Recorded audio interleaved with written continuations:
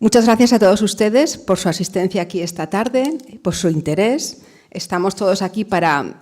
disfrutar desde el punto de vista intelectual, para conocer algo más sobre este, para mí, fascinante periodo de la Edad Moderna, pero espero que también para disfrutar sensorialmente a través de la visualización de una serie de obras de arte de renombre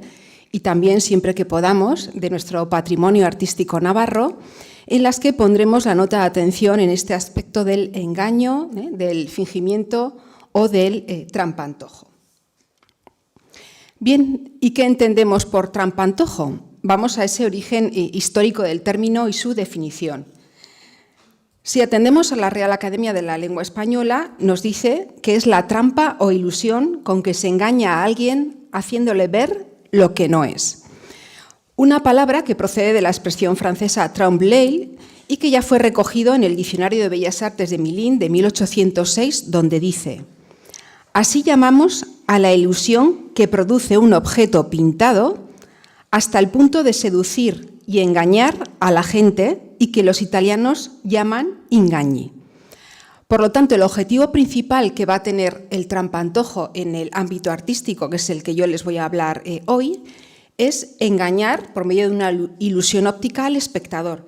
Pero no tenemos que entender ese engaño como en un sentido peyorativo, ¿no? Cuando decimos alguien nos ha engañado, nos sentimos frustrados, ¿no? Nos sentimos molestos. No, lo que pretenden los artistas es recrear la realidad de una manera tan verosímil, tan real, que nos confundan, nos engañen, para finalmente dejarnos totalmente fascinados, ¿no? Para deleitarnos. En ese sentido podríamos decir positivo.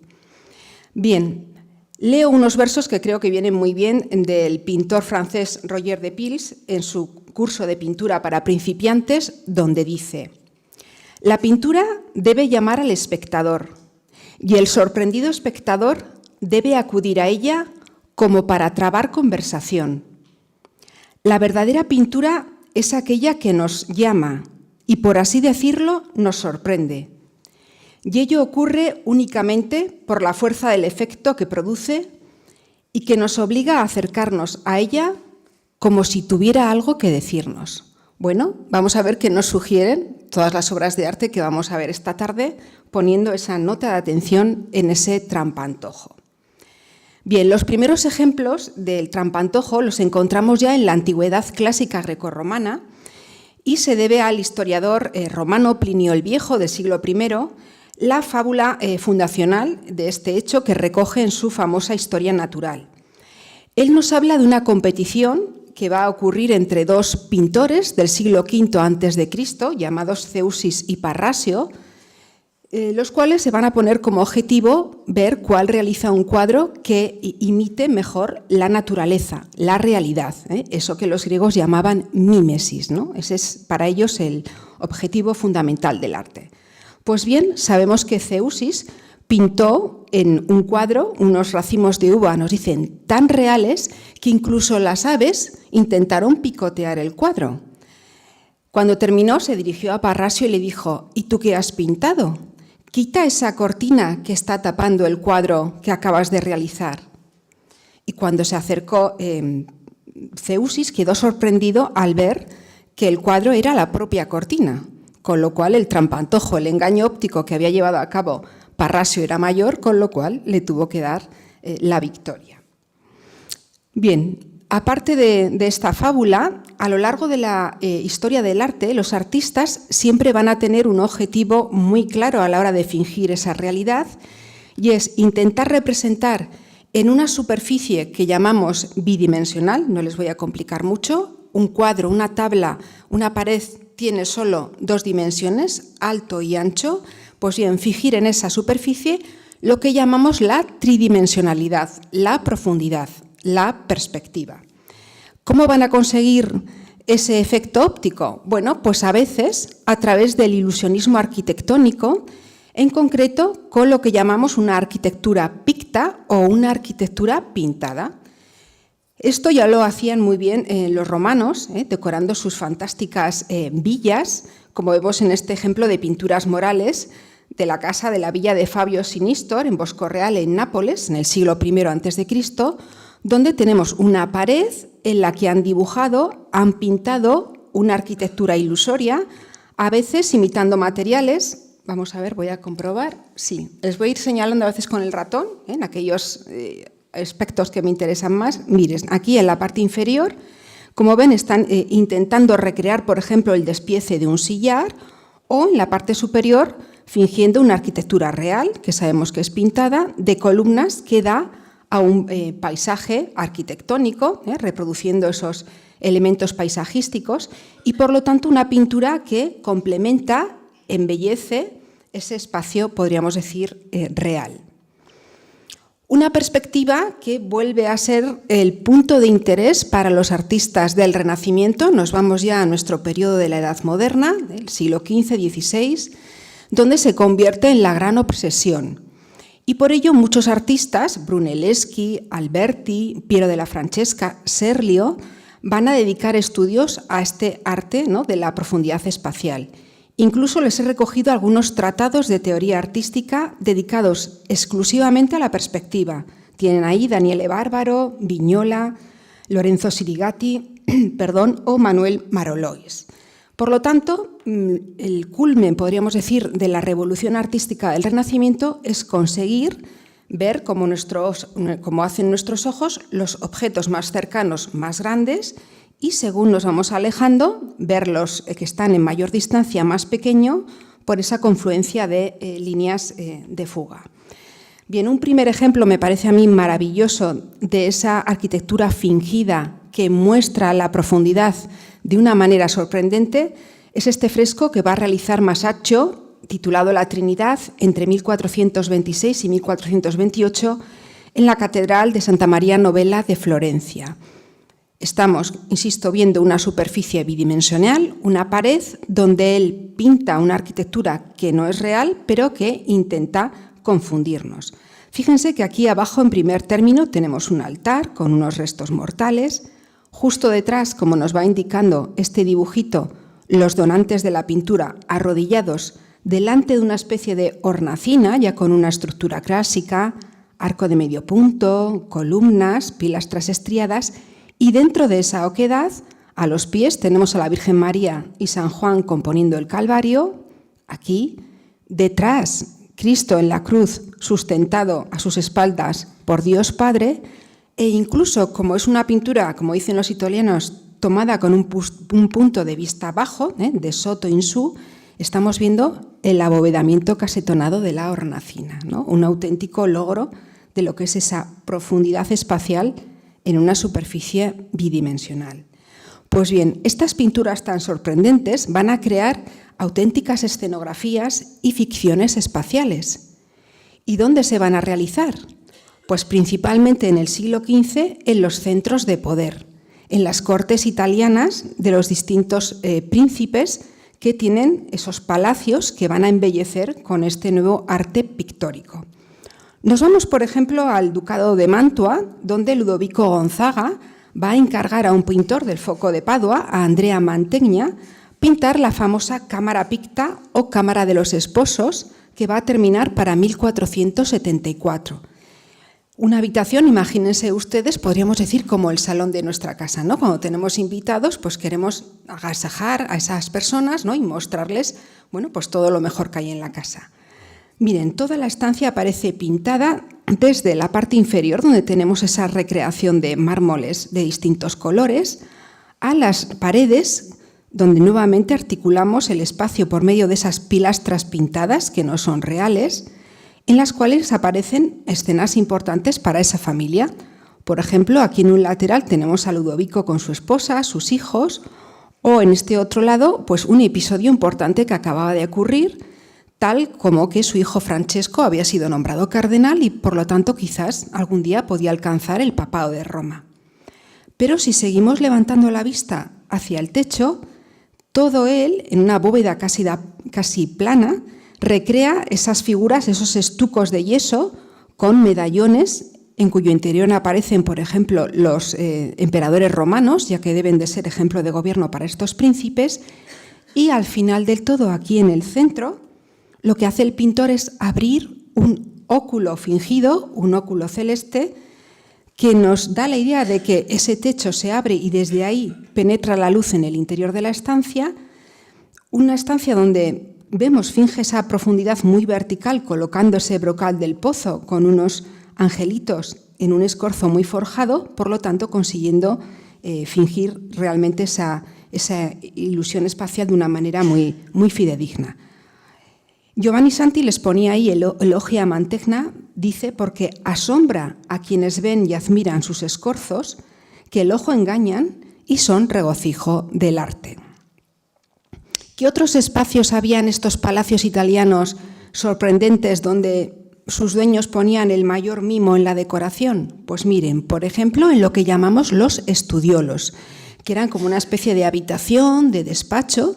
donde los gobernantes se recluían para guardar sus objetos preciosos y disfrutarlos. Les muestro la decoración de taraceas de madera que hay en el Palacio Ducal de Urbino y que va a mandar edificar Federico de Montefeltro a estos artistas, Francesco di Giorgio Martini y Baccio Pontinelli. Fíjense, me acerco un poquito para ver en detalle. Todo esto, insisto, es una decoración de madera, incrustaciones de madera que nos hacen creer que estamos viendo un armario real.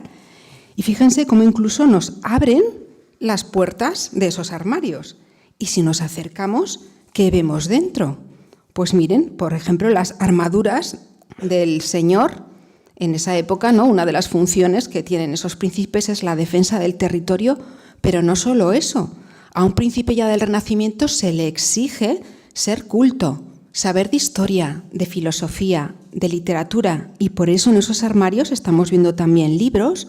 o ser también entendido en la música. Y por eso aquí tenemos partituras o instrumentos musicales que son colocados, como ver en escorzo, es decir, en paralelo, en perspectiva, para crear esa profundidad. Un tipo de decoración que le va a gustar tanto a Federico de Montefeltro, que también va a decorar otro estudiolo que tenía en su palacio de Gubbio con esta misma decoración de taraceas, donde otra vez advertimos esos engaños ópticos de una manera realmente sorprendente. Y si hablamos de gobernantes poderosos en esa Italia de los siglos XV y XVI, pues también tenemos que mencionar al pontífice de Roma. Es cabeza de la Iglesia Católica Romana, pero también está al frente de los estados pontificios, también gobierna un territorio con férrea mano. Pues bien, a comienzos del siglo XVI, como saben, el pontificado está en manos de Julio II, el gran mecenas de las artes, que va a encargar a Rafael de Sancio que decore esas nuevas estancias vaticanas donde él va a residir a partir de ese momento. Les muestro una de ellas, una de las conocidas, la estancia de la asignatura o del sello, cuyos frescos va a realizar Rafael, más o menos entre 1510 y 11, en lo que respecta a esta conocidísima escena de la Escuela de Atenas, donde vemos ahí en esa academia a Platón y a Sócrates, ¿no? Filosofar, ¿no? Plantear cada uno su pensamiento. Quizás esta es más conocida, no sé si esta otra les suena, otra de las estancias que Rafael también va a representar y donde vemos ese ilusionismo espacial dentro de esas estancias del Vaticano, la llamada serie de los apóstoles y santos en la sala de claroscuros un poquito después, entre 1517 y 18. Fíjense cómo otra vez toda la pared que está pintada y que es lisa se policroma con esas columnas fingidas, elevadísimas, estriadas de capitel clásico, y entre ellas va a disponer unas hornacinas adinteladas donde finge colocar grupos marmóreos, pero estos son grisallas, como les mostraré luego, que invaden el espacio, o fíjense este niño Jesús sentado sobre el alfiz de ese dintel de la puerta con ese pie en escorzo que parece estar colgando. Todo lo que hacen los grandes gobernantes, en la medida de sus posibilidades, es imitado por las clases pudientes, burguesía, nobleza, que lógicamente también van a decorar sus casas con este tipo de pinturas que están a la moda en ese momento. Les menciono en primer lugar la villa que va a realizar en el barrio del Trastevere de Roma un banquero sienés muy famoso, Agostino Chigi, y que va a encargar a un arquitecto y escultor llamado Baldassare Peruzzi, la famosa villa farnesina, que construyó a principios del siglo XVI. Este mismo Peruzzi va a decorar las principales estancias, como esta que les muestro, la llamada Sala de las Perspectivas, en 1515, donde no sé ustedes, pero yo en un primer golpe de vista me resulta muy difícil saber qué es lo real y qué es lo pintado. Bueno, el suelo parece que sí, que son mármoles de colores, pero cuando dirijo mi atención, por ejemplo, hacia la pared, parece que la chimenea sí es real, pero el resto, las puertas, las columnas, bueno, lo hace con tal verosimilitud que nos cuesta, tenemos que aproximarnos a esa pintura para determinar si realmente es real o no. Como vemos en estas columnas marmóreas que están pintadas y que se abren al paisaje romano. Un paisaje que además reproduce con fidelidad cómo era esa ciudad en 1515. Con lo cual, imagínense, ¿no?, ese visitante que llega a la estancia y se intenta asomar a ese balcón, la sorpresa al darse cuenta de que es una pintura, que las columnas no son reales y que igualmente lo que está viendo no es la ciudad de Roma, sino fielmente representado ese paisaje arquitectónico. Les muestro otra villa, esas casas de campo que se colocan en medio de la naturaleza para disfrutar, ¿no?, de ese ambiente más sano. Por ejemplo, la que va a promover la familia Bárbaro en Maser, en la zona norte de Italia, en la zona del Véneto, y que van a encargar al famoso arquitecto Andrea Palladio. Una villa que en este caso va a decorar con frescos un pintor veneciano, Paolo Veronese, en la década de 1560, y les muestro, por ejemplo, una de las salas que está aquí en la planta noble, la llamada Sala del Olimpo, como pueden imaginar, denominada así porque en los frescos que hay en el techo encontramos distintas escenas dedicadas a esos dioses del Olimpo. Pero si bajamos un poquito la vista, en los laterales, en la parte superior de las paredes, encontramos una serie de logias como balcones a los que se asoman los propios dueños de la casa. Por ejemplo, les presento aquí al moro Bárbaro, un joven que está ajeno a nuestra mirada, leyendo, entretenido con ese libro que mantiene entre las manos. O aquí, en este otro lateral, vemos a una de las dueñas de la casa, una señora elegantemente vestida, a la moda de la época, con esas mangas acuchilladas, el escote recto, cuadrado, que nos mira, ¿no?, intenta como entablar conversación con nosotros mientras escucha a una de las criadas que le acompaña y que le está diciendo algo. Fingimientos que se van a seguir dando en el resto de las salas. Acabamos de ver el techo de esa Sala del Olimpo, nos situamos en el suelo y vemos cómo hay una serie de puertas alineadas que comunican unas estancias con otras, puertas que son reales, son de arquitectura, pero cuando llegamos al final de ese pasillo, otra vez el pintor nos confunde porque lo que hace es pintar una puerta que ilusoriamente da a un paisaje exterior por la que acaba de entrar este joven muchacho vestido de cazador, acompañado de sus perros de caza. Puertas que se abren, fingidas, que podemos ver en otros lugares de esta misma Villa Bárbaro. Fíjense aquí en los laterales, una puerta dintelada con frontón triangular, fingida, pintada, a la que si nos acercamos se asoman otra vez ilusoriamente algunos de los miembros de la casa, como Francesco, este joven de mirada perdida, o esta otra muchacha joven también. Incluso fíjense cómo recrean la fingida sombra que produce ese cuerpo sobre el marco de la puerta, perfectamente dibujada. Puertas fingidas que también podemos ver en otros espacios. Volvemos a Roma, ya en este siglo XVI, al famoso castillo de San Angelo,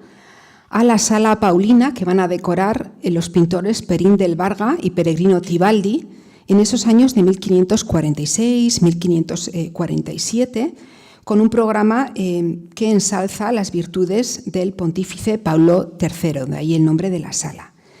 Bien, fíjense cómo otra vez el colorido nos deslumbra, nos resulta difícil diferenciar los mármoles reales del suelo de los que decoran toda la pared. Nos vamos a este espacio, aquí tengo una puerta real de mármoles,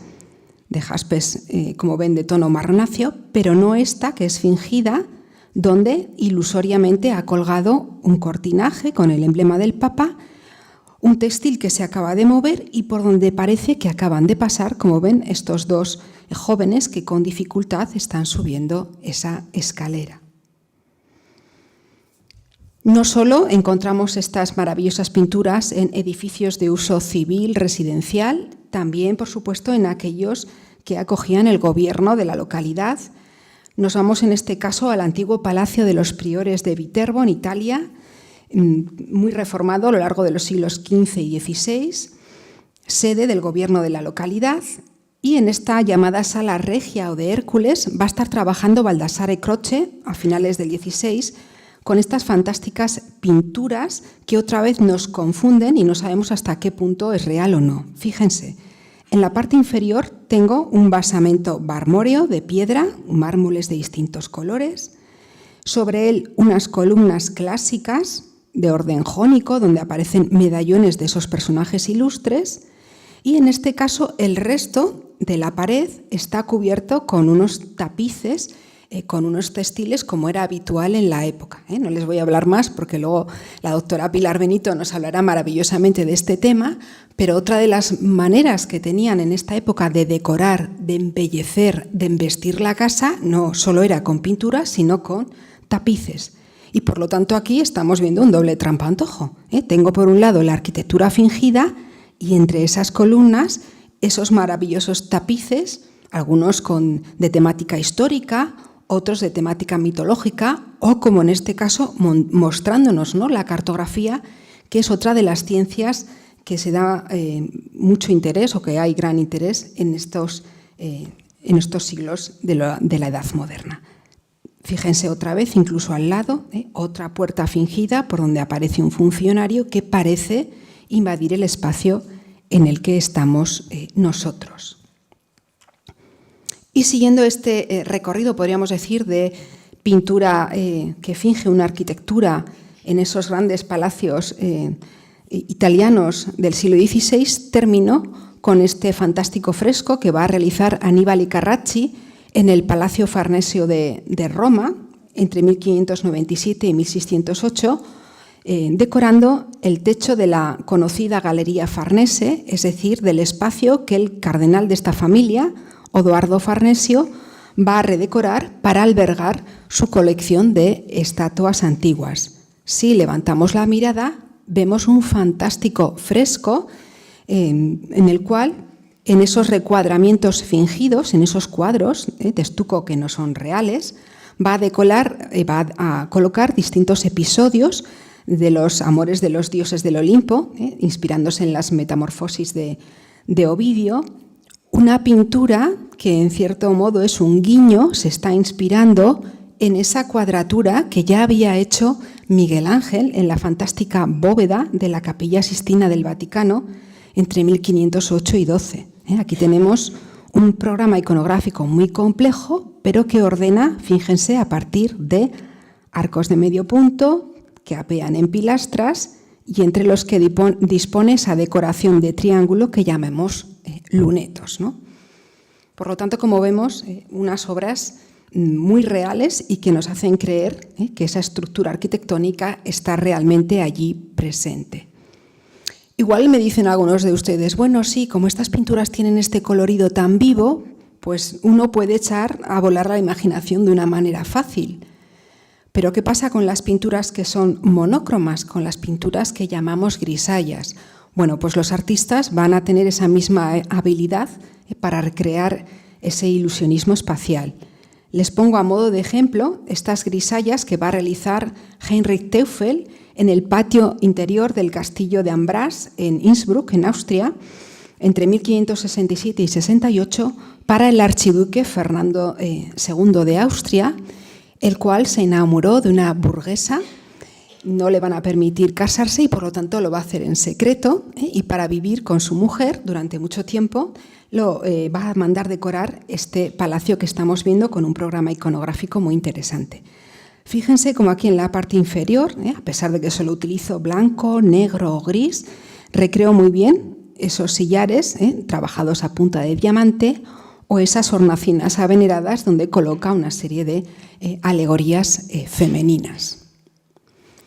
Si hablamos de grisallas y del siglo XVI, no sé si alguno de los que está en la sala es de Tudela o de la Ribera, inmediatamente habrá dicho, hombre, pues nos mostrará el fantástico programa, ¿no?, de mujeres ilustres que hay en la originaria casa de don Pedro de Magallón, que va a mandar construir para vivir con su futura esposa, doña Laura de Soria. Hoy lo conocemos como el Palacio del Marqués de San Adrián de Tudela, sede del Centro Asociado de la UNED, y en ese espacio, en la caja de la escalera, un artista italiano muy importante que había estado trabajando, por ejemplo, en el Castillo de San Angelo y en otros importantes programas de Roma, va a venir aquí a Navarra, a Aragón, y va a realizar este programa de mujeres ilustres más o menos entre 1568 y 70. Fíjense, en ese programa de la escalera dibuja esa arquitectura fingida, una especie de hornacinas entre columnas clásicas en las que dispone una serie de mujeres ilustres de la antigüedad clásica que habían sobresalido por algún tema, algunas por ser guerreras, como les pongo aquí, otras castas, otras sabias, bueno, un conjunto que ya estudió en su día la profesora María Concepción García Gainza, que identificó perfectamente por las inscripciones que hay en la parte inferior. Por tanto, es un programa que decora la casa, pero que a su vez es un modelo que se está mostrando a la dueña para que, al igual que aquellas mujeres, intente sobresalir en todas esas virtudes. ¿Y solo las pinturas decoraban el interior de las estancias? No, no solo eran para el deleite de los dueños de la casa. Hay otras que se van a colocar en las fachadas y, por lo tanto, también van a embellecer las ciudades. Les pongo este ejemplo del Palacio de Jeremía, en Trento, un edificio modificado a finales del siglo XV y XVI, donde a lo largo de registros horizontales vemos, por ejemplo, sobre la puerta, iconografía de tipo religioso, por supuesto, la Virgen con el Niño y santos que protegen la casa. Un poquito más arriba, algún retrato ecuestre de alguno de los miembros de la familia que sobresale, ¿no?, en el ámbito militar, pero quiero fijar su atención en la parte superior, en esta galería real de arcos de medio punto sobre columnas, y entre esas oquedades, en el espacio donde todavía queda muro, el pintor va a fingir esa misma loggia, esa misma galería porticada, donde en este caso lo que van a representar es uno de los hechos más importantes para los miembros de la familia, como es la visita, nada más y nada menos, que del emperador Maximiliano de Habsburgo, porque en ese momento Trento todavía pertenecía a ese Sacro Imperio Romano-Germánico. Y no solo nos muestran como una fotografía ese hecho tan importante, ¿no? Ha venido el emperador, lo hemos recibido en nuestra casa, ¿no?, lo hemos honrado con un banquete, aquí vemos todavía algunos de los recipientes que hay sobre la mesa, sino que también, al igual que hemos visto antes, los tapices, las alfombras, los textiles también decoran el exterior de la fachada, como vemos con esas alfombras que cuelgan de la barandilla. También en Tudela tenemos ejemplo de pinturas que decoran el exterior de las fachadas de alguno de los palacios, como este del Marqués de Guarte, no la fachada principal que da a la calle Herrerías, sino la trasera, a la calle del Mercadal, donde en esa sobria fachada lisa pues vemos esas grisallas, ya con un lenguaje barroco, que embellecen el balcón, la ventana, con cariátides, faunos o rocallas. ¿Solo trampantojo en pintura? No. También tenemos trampantojos puramente arquitectónicos. A veces cuando tenemos que reducir para explicarles algo y damos 4 pinceladas que digo yo, uno se puede ir con la idea de que solo los pintores saben crear ese engaño óptico para fingir profundidad. Nada que ver. Les traigo el conocido ejemplo de Miguel Ángel con la escalera del vestíbulo de la Biblioteca Laurenciana, donde el pontífice Clemente VII le dice: tenemos un vestíbulo muy estrecho, poco profundo, diseña una escalera que dé sensación de mayor amplitud, y por eso dibuja esta escalera con el tramo central curvo que amplía ilusoriamente el espacio. O vemos esos efectos de perspectiva en los decorados de los teatros renacentistas, como el que hace Andrea Palladio, el Teatro Olímpico de Vicenza, donde aplica a ese escenario de manera magistral las leyes de perspectiva, fíjense, aquí estamos en el Francescaenae y nos dibuja, nos pinta ilusoriamente ese entramado de calles que se pierden en el infinito. O si llegamos al barroco, también encontramos fingidas perspectivas como las que, por ejemplo, va a realizar Francesco Borromini en esta galería del Palazzo Spada entre 1630 y 50. Si nosotros nos colocamos aquí, nos da la sensación de que esa galería, formada por estas columnas pareadas, es muy profunda, pero nada más introducirnos en ella, de repente nos damos cuenta de que es mucho más corta. Nos están haciendo ese engaño óptico en perspectiva. Eso mismo hace otro gran artista del barroco, Gian Lorenzo Bernini, en la famosa Scala Regia del Vaticano, donde intenta dar más profundidad a esa escalera que une lo que es el propio atrio de la basílica con los apartamentos pontificios. Un engaño óptico que todos los que el año pasado, en el mes de abril, se acercaron a la catedral en las festividades de Semana Santa, pudieron ver con esta arquitectura efímera, fingida, este monumento en perspectiva que procedía de Oronoz y que se colocó para enmarcar la reserva de Saltísimo en la noche de Jueves Santo. Por lo tanto, para que vean cómo es una moda que luego también se siguió utilizando. Efectos de perspectiva de manera maravillosa en esta capilla de la familia Cornaro que va a realizar Bernini en la iglesia de Santa María de la Victoria de Roma, donde pone en práctica lo que él llama el concepto artístico. Dice, el arte consiste en hacer que todo sea fingido, dice aparentemente terminado, y parezca verdadero.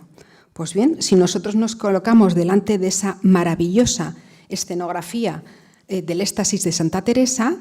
realmente, por el juego de luces que hace, nos da la sensación de que el grupo escultórico está en levitación, y si miramos hacia los laterales, aquí en unos palcos fingidos, estamos viendo a los diferentes miembros de la familia Cornaro que como privilegiados espectadores están viendo, están comentando, ¿no?, ese momento de la transverberación de la Santa en primer plano. Sigo, para que vean que no solo en pintura tenemos trampantojo. Estábamos viendo esa arquitectura fingida, pintada en los palacios. Seguimos en esa época del barroco, donde ya los artistas conquistan por completo esa tercera dimensión, como vemos en estos frescos de Agostino Tassi en la gran sala de ese Palacio Lanceotti ai Coronari de Roma, donde fíjense lo que yo estoy viendo, estoy en el interior de esa casa, son dos galerías porticadas que se abren a un paisaje exterior, es decir, ha habido ya una completa abolición del muro. Lo que veo es un exterior por donde yo creo que está entrando la luz e incluso veo en ese cielo el reflejo del sol. En otros casos, los artistas nos confunden llevándonos por las fingidas estancias del interior de la casa. Ejemplo sobresaliente, estas pinturas de Angelo Michele Colonna y Agostino Mitelli, pintores boloñeses, que realizan en la Cámara de la Audiencia del famoso Palacio Pitti para el gran duque Federico II. Una estancia donde vemos cómo hay una serie de escaleras que nos llevan hacia el interior de otras habitaciones. Les voy a leer un párrafo de Antonio Palomino, un pintor teórico de las artes del barroco, en el que nos muestra qué impresión le causó a él cuando vio esas pinturas en el siglo XVIII. Dice, en esta galería pintó Mitelli todas las paredes, enlazando algo la arquitectura verdadera con la fingida, con tal perspectiva, arte y gracia que engañaba la vista, siendo necesario valerse del tacto para persuadirse que era pintado. Y así nos sigue mostrando, ¿no?, hasta qué punto pues consigue a un propio pintor, ¿no?, hacerle dudar de lo que allí aparece. Y si levantamos la vista, no solo vamos a ver esos fingimientos en las paredes, sino también en los techos de esos palacios, con unos espacios celestiales donde se produce una perfecta función entre la ilusión óptica, ese fuerte efectismo cromático. Les muestro la conocida pintura de Pietro da Cortona en la bóveda central del Palacio de la familia Barberini de Roma, que realiza entre 1632 y 39, con ese triunfo de la divina providencia que ensalza, ¿no?, los éxitos de esa familia. Es una pintura que encarga el propio pontífice Urbano VIII, que pertenece a ese linaje, y donde vemos pues, los emblemas, las abejas, dentro de esa laurea coronada por las llaves del pontificado. Escenografías que también llegan a los techos, a las bóvedas de las iglesias, ¿no?, donde se produce una exaltación de la fe por medio de los sentidos. Uno de los ejemplos, yo creo, más sorprendentes son las pinturas que van a decorar la bóveda de la nave central de la iglesia del Il Gesù de Roma, con un programa iconográfico muy complejo que va a llevar a cabo Giambattista Gauji en 1679, donde uno ya no sabe si lo que está viendo en ese techo es arquitectura, es estuco, es pintura. Fíjense,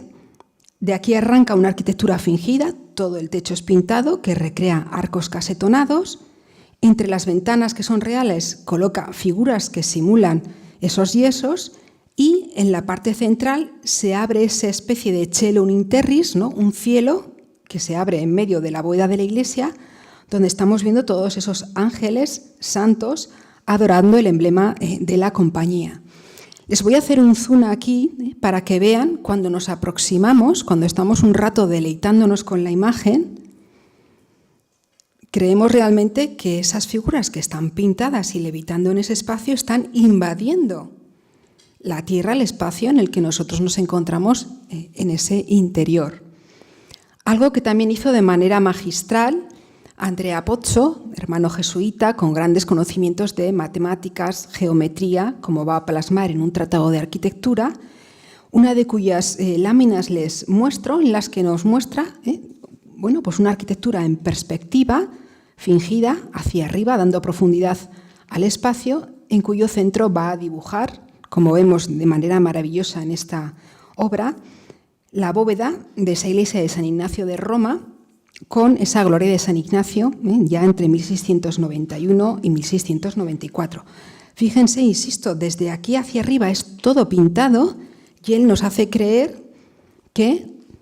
esa arquitectura pétrea continúa, que sigue habiendo columnas, arcos, y en medio de la misma pues se abre esa gloria, donde está el fundador de la compañía, San Ignacio, acompañado de otros santos, nuestro San Francisco Javier, vestido como peregrino, y ensalzando ese papel de la Compañía de Jesús como evangelizadora del cristianismo en toda la humanidad. En esa misma iglesia, Pozzo, en el espacio del crucero, va a dibujar una cúpula fingida, esta que les muestro aquí, que desde abajo nos da la sensación de que es real, de que es pétrea, un juego óptico que también va a aplicar a la iglesia de los jesuitas de Viena, a comienzos del siglo XVIII, como ven aquí, perfectamente dibujada, el tambor, las ventanas, los casetones decrecientes, empleando esa perspectiva que llamamos cónica. Va a gustar tanto lo que hace que evidentemente también va a trabajar para los grandes señores que viven en Viena, por ejemplo, decorando este Palacio del Estein, con, en este caso, escenas de la apoteosis de Hércules, y en las que nos muestra esos mismos trampantojos de perspectiva fingida. El eco de esas pinturas, lógicamente, también va a llegar a la monarquía hispánica, a uno de los edificios más emblemáticos e importantes, como es el monasterio del Escorial, y en la caja de esa escalera imperial, un napolitano, Luca Giordano, nos va a representar también unas pinturas al fresco, en este caso con la gloria de la monarquía hispánica, donde en ese espacio celeste estamos viendo a Carlos V, Felipe II, ofreciendo sus territorios a la Santísima Trinidad, mientras que todo eso es comentado en esa especie de balconada, en la zona ya terrenal, por el monarca existente en esos momentos, por Carlos II, junto a su esposa y su mujer.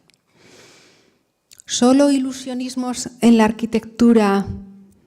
mural de las paredes o de los techos? No, hay otros maravillosos ejemplos de trampantojos que en este caso pueden recrear, además de arquitecturas fingidas, retablos fingidos como este maravilloso que realiza Juan Sánchez Cotán en la Cartuja de Granada. Fíjense, lo único que hay real aquí es el cuadro, tengo la pintura de San Pedro y San Pablo con un marco real, pero todo lo que llamamos la estructura arquitectónica está pintada de una manera tan real que creemos que aquello es piedra con columnas estriadas e incluso estamos viendo la fingida sombra de esa estructura sobre la pared, algo que nuevamente maravilló, como les recogía ahí en ese párrafo, a Antonio Palomino en su Museo Pictórico. En Navarra también tenemos pinturas muy interesantes de retablos fingidos. Nos vamos en este caso al convento de San Francisco de Viana,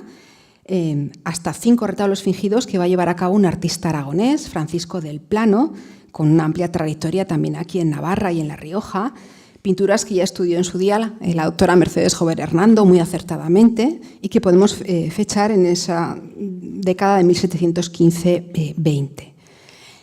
Fíjense, no sé si sin yo decirles nada son capaces de advertir qué parte es real y qué parte es fingida. Pues miren, en este caso lo real es la estructura de madera dorado, eso es un retablo de madera voluminoso, pero el resto que estamos viendo es pintura, este enmarque arquitectónico de columnas salomónicas. Y este detalle que les pongo en la parte superior, de ángeles, volutas, guirnaldas, está pintado.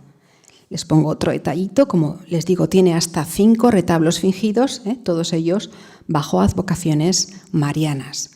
Y no solo retablos fingidos, en esa misma iglesia, por ejemplo, en un lateral, fíjense, nos va a simular una tribuna, esas estructuras de madera donde la gente podía seguir desde allí los divinos oficios sin ser vistos a través de estas celosías de madera, o incluso en el frente, en el presbiterio, también, como hemos visto en los palacios italianos, nos muestra una puerta de donde ilusoriamente está saliendo este fraile franciscano, un acólito, o en la pared de arriba una balconada con esa celosía semialzada donde se asoma un fraile. Un tipo de decoración que le gusta mucho y que, por ejemplo, vuelve a repetir este artista en la capilla del Pilar que tiene en la Catedral de Calahorra. También tenemos casos en Navarra en los que los pintores van a fingir cortinajes. Nos vamos a Santa María de los Arcos, a la parroquia, donde un pintor burgalés, José Bravo, pinta unos cortinajes fingidos, unas colgaduras, nos dicen que parecen ser de oro, con decoraciones de plata, de hilos dorados, tal y como recogió en su día el profesor Ricardo Fernández Gracia en ese contrato que firma en el año de 1742. Y trampantojo también, por supuesto, en la pintura de caballete, que se puede realizar sobre tabla, sobre lienzo. Me voy a fijar en aquellos casos en los que, insisto, el artista intenta difuminar, borrar el espacio que hay entre el objeto representado y nosotros. Empiezo con los retratos. En el Renacimiento no solo me interesa que la persona representada pues, responda a esos rasgos físicos verdaderos, sino que, como ven, en muchos de los casos los van a colocar detrás de una ventana del alféizar, sacando en escorzo un brazo para intentar invadir nuestro espacio, o el marco en el que están, como hace Murillo fantásticamente en este autorretrato. A veces nos los colocan detrás de una ventana de cristal que parece real y creemos que estamos viendo realmente una persona, como vemos con esta pintura de mediados del 16 de Escuela Flamenca, un muchacho detrás de esa ventana de vidrio perfectamente emplomada, o esta otra de Josep Plet, donde aquí se ha roto el cristal y entonces sí advierto muy bien el ojo, pero justo lo que hay detrás, el resto de la persona, la veo difuminada, borrosa, porque está delante fingidamente ese grueso cristal. Otros nos devuelven su imagen a través del espejo, como hizo de manera sorprendente Parmigianino en este autorretrato en 1524. Él dibuja su figura tal y como se ve a través de un espejo convexo, brujo, porque se producían en estas ciudades, deformando la parte más cercana, la mano, y alejando el resto, como nos contaba Vasari en sus vidas. Un recurso que ya habían utilizado de forma maravillosa los primitivos flamencos en el 15, Jan van Eyck, Roger van der Weyden o este artista Massis. Aquí estamos viendo el interior de una oficina, pero en la mesa hay un espejo que nos devuelve la imagen del espacio en el que estamos nosotros. Una perspectiva invertida con una ventana, un personaje. Esferas espejeantes, como esta que tenemos en el cuadro de Peter Claes, donde vemos una pintura de vanitas, objetos en primer término, que se reflejan en esa bola, donde estamos viendo al pintor en el momento en el que está realizando la pintura, o también fingimientos colocando cortinas que ilusoriamente están resguardando los cuadros en las distintas habitaciones, como se hacía en la época. En este caso, la vemos en esta obra de Gerard Goutges, un pintor holandés del siglo XVII. Vemos el interior de una iglesia, una pintura, pero coloca el cortinaje de tal manera que nos da la sensación de que es real y nos invita a seguir moviéndolo.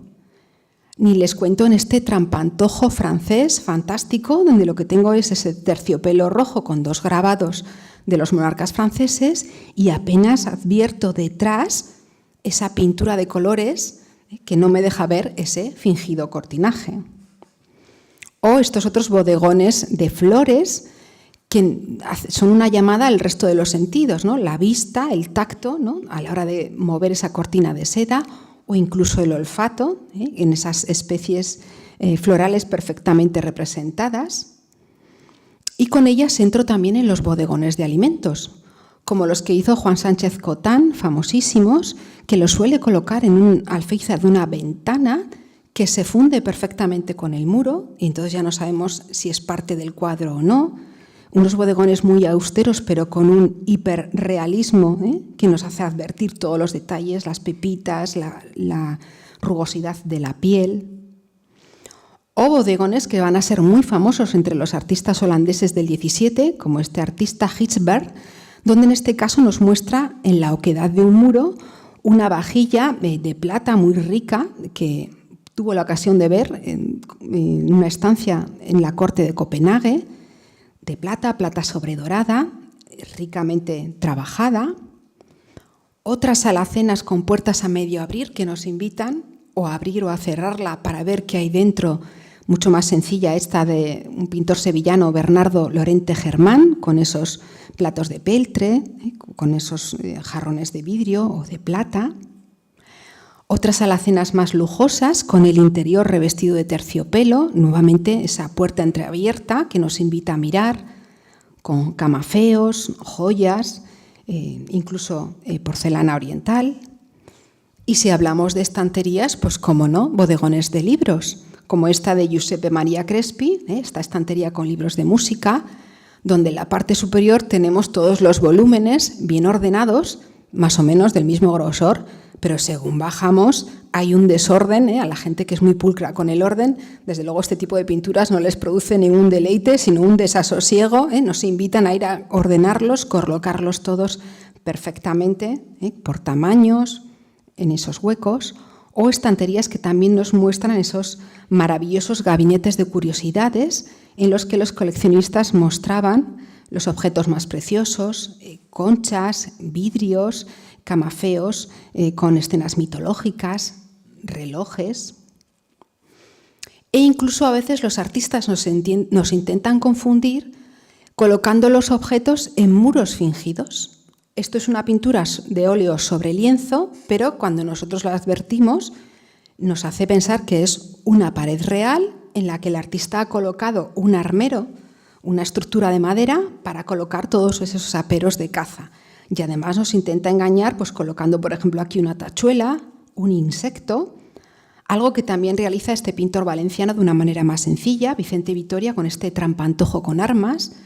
todos los objetos, la pistola colgada por el guardamonte sobre el clavo, el cuerno para la pólvora, el reloj, y dibuja una mosca que nos invita, ¿no?, a quitarla de la superficie o incluso un esconchón de ese clavo que se ha venido abajo. En otros casos nos colocan, es muy habitual en los bodegones de Holanda, colocar superficies de madera y en ellas objetos como papeles. Vemos en esta obra de Cornelis Brisset, que recoge los documentos de la tesorería del Ayuntamiento de Ámsterdam, todos perfectamente ordenados y clasificados bajo esos carteles, con lo cual una obra de gran tamaño y que reproduce exactamente lo que había en esas paredes en ese momento en el ayuntamiento, confundiendo a la gente cuando iría allí a buscarlos. Y en esta misma línea también hay una serie de pinturas de bodegones de papeles, quodlibet, que tienen su origen en los guardacartas, que también nos muestran, bueno, pues todas esas cartas o papeles fijadas a ese muro de madera por medio de unas cintas de raso clavadas formando una especie de cuadrículas. Juegos de apariencia que incluso van a llevar a los artistas, a los escultores, a los pintores a competir, ¿no? Ese parangón entre las artes para ver cuál finge mejor la realidad. Como vemos con esta obra de Jan van Dijk, Díptico de la Anunciación, que cuando uno la percibe en un primer momento dice qué bonito grupo escultórico, marmóreo de la Virgen con el niño, pero con el ángel, con San Gabriel, cuando se acerca dice no es una escultura, es una pintura que reproduce con fidelidad el alabastro de esa figura de bulto, que se refleja en ese mármol oscuro negro, que proyecta la sombra sobre el marco pétreo. Bueno, un fingimiento que también realiza de manera maravillosa Francisco de Zurbarán con este Cristo crucificado que estaba en la sacristía del convento de San Pablo el Real de Sevilla y que nos dice Palomino, cuando la gente lo veía, como estaba en un espacio un tanto oscuro, dice, todos los que lo ven y no lo saben, creen ser de escultura. Por lo tanto, como digo, ese interés, esa aspiración por parte de los escultores, de los pintores, en fingir la realidad de la manera lo más verosímil posible, una aspiración a la que alude, y termino con ello, Juan de Jáuregui en estas rimas de 1618, donde establece una especie de diálogo entre la pintura y la escultura, intentando compararse. Fíjense lo que le dice la pintura a la escultura. Dice, mas el arte esencial es fingir lo natural, y siempre tus obras, le dice a la escultura, son algún mármol o metal. Yo, la pintura, con mis tintas suaves, la vista engaño y desvelo. Prueba tú si engañar sabes, con el racimo las aves o a Ceusis con otro velo. Muchas gracias.